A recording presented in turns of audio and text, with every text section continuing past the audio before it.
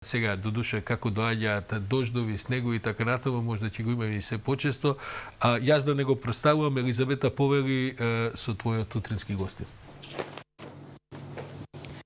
Добро утро.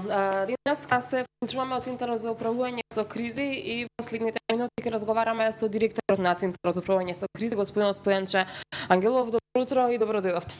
Добро утро. Вие бидете актуелен гостин, меѓутоа вие во широкиот дел од јавноста затоа што се најавуваат многу врнежи и опасноста од поплави она за која што ќе зборуваме во следните минути.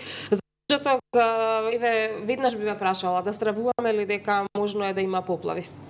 Во овој момент просекот на врнежи не отстапува од претходните години, иако е нормално после ваква суша за која што некој вела дека е најголема во последните 30 години, се уште работиме на утврдување на точните факти, дали таа информација е точна, но како и да е, ја имавме една од најголемите суши во последните 30 на години и нормално е после ваква голема суша да имаме зголемена количина на врнежи и на доша, веќе и на снег, бидејќи на високите места почнуваат снежните врнежи, но ние како држава веќе долго време работиме на чистење на каналите, односно акционерското друштво Водостопанство на Република Северна Македонија сериозно работи на чистење на примарните, на големите канали, од кои што најголемиот дел кои што се предвидени со планот за оваа година се исчистени и можат да ја примат водата која што доаѓа од овие дождови кои што се, би рекол, ситни и упорни, долготрајни и земјата има капацитет да ги впие, но по одредено време доаѓа до заситување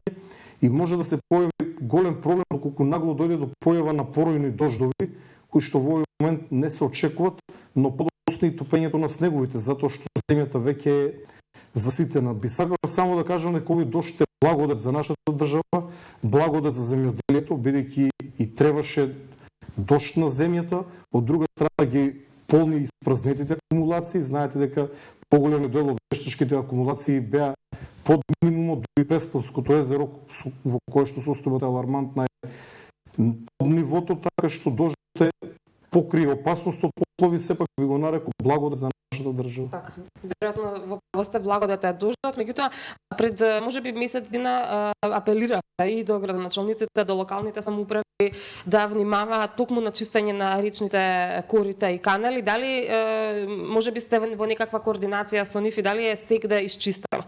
Ние имаме постојана комуникација. Минатата недела имавме координација на повисоко ниво со сите субјекти кои што припаѓаат во оваа област, каде што имавме представник од акционерското друштво Водостопанство, но и од управата за водостопанство од Министерството за земјоделие. Потоа имавме и од управата за хидрометеоролошки работи представник, на кој што ја разгледувавме и временската прогноза. Така што сме во постојана комуникација и координација. Сметам дека каналите се доволно исчистени и може да ја прифатат водата. Сметам дека нашиот апел беше сватен сериозно од страна на Водостопанство, кое што стопанисува со каналите и со примарните и со секундарните, тоа се оние помали канали. Проблем се терцијалните или третостепените канали, кои што минуваат низ населените места и кои што многу често самите граѓани знаат да ги затрупат, да ги пренаменат, да не се грижат за нив, да фрлат во нив ѓубре, земја, други отпадоци. Но како и да е, во урбаната средина одговорни се градоначалниците, односно би рекол локалната самоуправа, и сметам дека во овој момент каналите се исчистени на едно задоволително ниво и имаат доволно моќ да абсорбират водата која што потекнува во овие врнежи. Така, 195 е телефонскиот број на Центарот за управување со кризи. Дали овој број е достапен за граѓаните, доколку имаат потреба да исконтактираат нели некого од Центарот и да посочат, можеби да пријават некаде евентуална поплава? Секако, но треба граѓаните да знаат дека понекогаш се случува да се јават повеќе луѓе на овој број.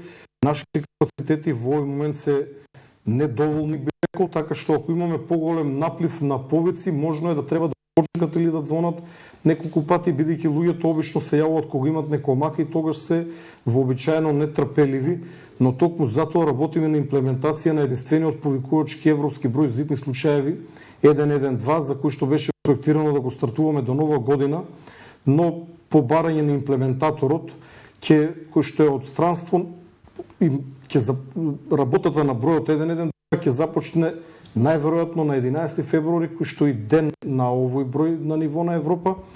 тогаш ќе имаме значително посериозна служба, поголем број на оперативни работници или популарно наречени колтейкери, кои што ќе може да ги прифатат сите повици од граѓаните. Така, би ве прашала само и некаде пред крајот на разговорот, немаме баш многу време, кои се најкритичните делови од државата сега во моментов? Имате ли нека најнова информација со оглед на тоа што еве од доцна синој ќе врне, се уште врне, а се очекува дождот да продолжи? Во моментов имате ли нека таква информација да споделиме со гледачите? Ето, од прилика и самите градоначалници, самото население ги знаат критичните точки, не е невообичаено во овој дел од годината, бидејќи сите големи поплави кои што се има случено во нашата држава се случиле во месец ноември, со исклучок на два породни дожда кои предизвикаа голема штета, а се случија во јули.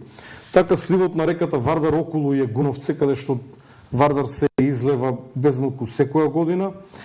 Понатаму Вардар е исто така критичен и кај Поседемир Капија, кон Гевгелија, сливот на реката Треска, иако имаме веќе неколку вештачки брани, но сепак постои одреден ризик, сливот на реката Црна, сливот на реката Струмица. Струмичко поле е загрозено по долготрајни дождови, бидејќи одводнувањето таму е значено, но ако количината на дожд е голема, доаѓа до заезерување на земјоделските површини. Значи, ние не зборуваме за поплава во која што би се давеле луѓе и би страдале луѓе, зборуваме за заезерување кога количината на водата доаѓа над земјоделските површини, над земјоделските култури и може да предизвика големи штети на земјоделските култури кои што за луѓе кои што не се занимаваат со тоа не значат ништо, бидејќи немаме драматични ситуации, немаме гинење на луѓе, но за оние кои што живеат од тие земјоделски култури, тоа е целиот нивен свет, целиот нивен живот. Така. Директоре, тука некаде ќе ви заблагодарам за денешното учество во утренски брифинг. Се надевам дека овие поплави за кои што зборуваме нема да се случат, па макар и само да се за штета на земјоделските култури.